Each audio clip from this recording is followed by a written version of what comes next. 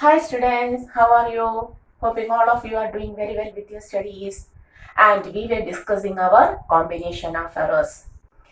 So this is our channel Physics Gallery Asha Binu, and today we are going to take some of the questions from our combination of errors. Okay. And the first thing is about the random errors. A question is given. The time period of a single pendulum is measured. A pendulum, its time period is measured. What is time period? The time taken for one complete oscillation. That is, suppose this is our pendulum. Okay, it is hung like this. The time taken to complete one oscillation is called as time period. If it is started from this point, the time taken to reach in the mean position, then opposite end, then again mean position, and to the opposite end, and that time is called as the time for one complete oscillation is called as time period. It is called as the time period. And we are taking the time period of a simple pendulum, and we have done successive measurements. In the first measurement, the value was turned out to be 2.63 seconds. In the second time, it is found to be 2.56 seconds. Third time, 2.42 seconds. Fourth time, 2.71 seconds. And in the fifth time, it is 2.80 seconds. Okay, that is, we have taken the time period of a simple pendulum, the time taken to complete an oscillation for a simple pendulum 5 times. In each measurement, the value is turned to be 2.63, 2.56, 2.42, 2.71 and 2.80. Okay, so the question is, calculate the mean absolute error, the relative error and the percentage error. Here we have to find how to take the mean absolute error, the relative error and the percentage error. The topic is very simple. Can you do? So, pause the video and do by yourself. Okay, so in the first step, how to take the relative error or percentage error? For that, we want the error and the true value. So for the first step, we will take the true value. The true value. How to take the true value? True value is equal to the mean value. The mean value. So how to take the mean value? The first measurement, 2.63 plus 2.56 plus 2.42 plus 2.71 plus 2.80 by 5. Okay, you may calculate it. The second step, this is the first step. In the second step, true value. In the second step, we have to take the error in each measurement. The error in each measurement. So how to take the error in each measurement? Delta T1, time period is taken as capital T. So delta T1 is equal to the T mean. This is T mean. T mean minus T1. Delta T2 is equal to T mean minus T2. Delta T3 is equal to T mean minus T3. Delta T4 is equal to T mean minus T4. And similarly, delta T5. Right here, delta T5 is equal to T mean minus T5. Okay. Okay. So you will get 5 errors. Each measurement will have certain error. And the third step is to take the mean absolute error. This is the first question. So the mean absolute error. How to take the mean absolute error? You have to take the mean value of each error, that is delta T1 plus delta T2 plus delta T3 plus delta T4 plus delta T5 by 5. But during this process, very important thing, always take the modulus only take the modulus. Okay, we have to take the modulus, that is negative sign. If there is a negative value, you don't have to put that negative. Always take the modulus. You will get a value. Here we get T, mean absolute error. Mean absolute error. Okay, and in the next step, relative error. Relative error. How to take the relative error? That is mean absolute error. Mean absolute error divided by the mean value or the true value. That will be the relative error. And the final step, percentage error. The last step is percentage error, which is equal to relative error into 100. So this is our calculation. Okay, so our question is find the time period.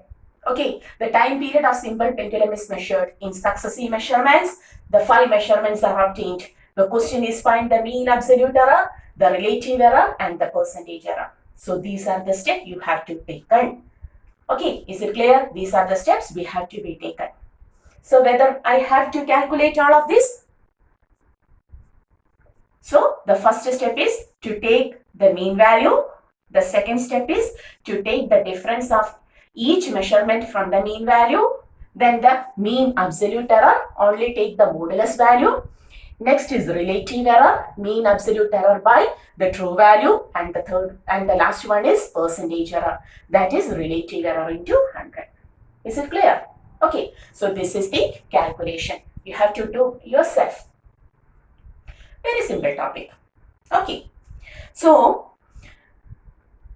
we now know how to take the mean absolute error or relative error and percentage error.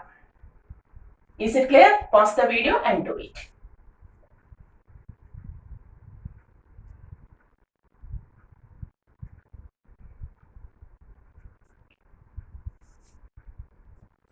Okay. So after this, we are going to take another question. We are going to take the next question. Hoping all of you have done. You have to take the calculation by yourself. Now we are going to the next question. In the next question, it is given that the inner and outer diameters of a hollow cylinder D1 and D2 are given. You may write the inner and outer diameters of a hollow cylinder are given. Okay, and they are given as D1 is equal to 50 plus or minus 2 centimeter, and the inner diameter, this is inner diameter and this is outer diameter. Outer diameter is 100 plus or minus 1 centimeter. Okay, so the inner diameter of a hollow cylinder is 50 plus or minus 2 centimeter and the outer diameter D2 is equal to 100 plus or minus 1 centimeter. Is it clear? So the question is find the thickness. Find the thickness of the cylinder.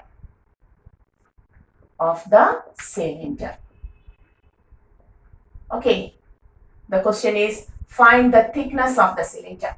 That is, a hollow cylinder is like this.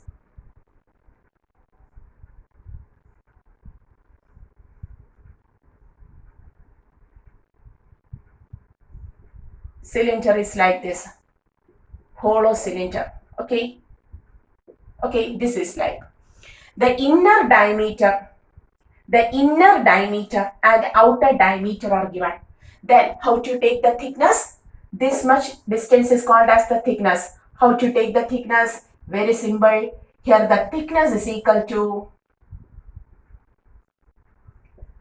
D2 outer diameter minus inner diameter. That will be the thickness. Very simple. That is, we have to take subtraction here. But the quantities have certain error. They have certain error. So how to take? At first you subtract the inner diameter from outer diameter. So we will write it as 100 minus 50. Okay, this much centimeter. So it is 50 centimeter. But there is an error. Both inner and outer diameters have error. So surely the thickness will also have an error. So how to take the error? How we have studied during the subtraction of two quantities? You just add the errors. So what is the correct value? The thickness with its error limit may be taken as how to take 50 plus or minus. During subtraction also, in order to find the net error, you have to just add the mean errors of the given values. What is the error here? 2. What is the error here? 3. 1. So what is the total error? 2 plus 1. So we can write 50 plus or minus 3. Okay, centimeter. Okay, so what is the thickness? We have find out the thickness of the cylinder, hollow cylinder with its error limit. The thickness is 50, but it has an error of 3. Why you have taken 3? Because the error in the inner diameter is 2 and outer diameter is 1. Okay, so during subtraction, errors are just added together. So the error is 50 plus or minus 3 centimeter. If the question is find the relative error in the thickness, find the relative error. If the question was find the relative error in thickness, then how do you do it? That is, here when the thickness is 50, the error is 3. So the relative error is 3 by 50. For the measurement of 50, there is an error of 3.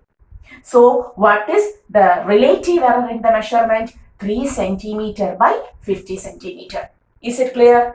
And if the question was find the percentage error, find the percentage error, then what to do? Relative error into 100. So we can write like here 3 by 50 into 100, which becomes 2 into 3, 6%. So the error is 6%. Okay, so during subtraction, we have to just add the errors at first. So the error in the thickness with its error limit is 50 plus or minus 3 centimeter. Sometimes they ask what is the relative error in the thickness. Then you have to take the relative error by taking error by the true value, 3 by 50. And what is the percentage error in the measurement? Percentage error is equal to relative error into 100, which is equal to 3 by 50 into 100 or 6%. Is it clear? So this is the combination, that is subtraction errors. What happens to the errors? How to take the relative or fractional error? How to take the percentage error during subtraction? Is it clear? Is it clear? Okay. So this was the second question. And now we are going to the third question. In the third question, the resistance of two metallic wires are given. The resistance of two metallic wires are given as R1 equal to, okay, there are two metallic wires and its resistance are given. So you may write the resistance of two metallic wires are given as R1 is equal to 100 plus or minus 3. The unit of resistance is Ohm. You have studied in your 10th standard. Okay. And R2 is equal to 200 plus or minus 1 Ohm. Okay.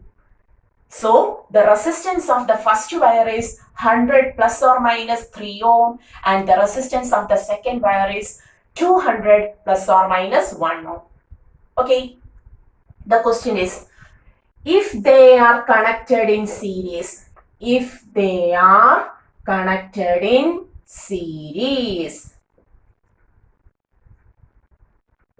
find the effective resistance. Find the effective resistance. If they are connected in series, find the effective resistance. Okay, so have you studied the combination of resistors in series and parallel in your 10th standard? Yes, we have studied. What is the effective resistance in series? R effective in series is always equal to, tell me? Yes, it is the sum of individual resistors. It is the sum of individual resistors. That is, we have to add the two resistance value.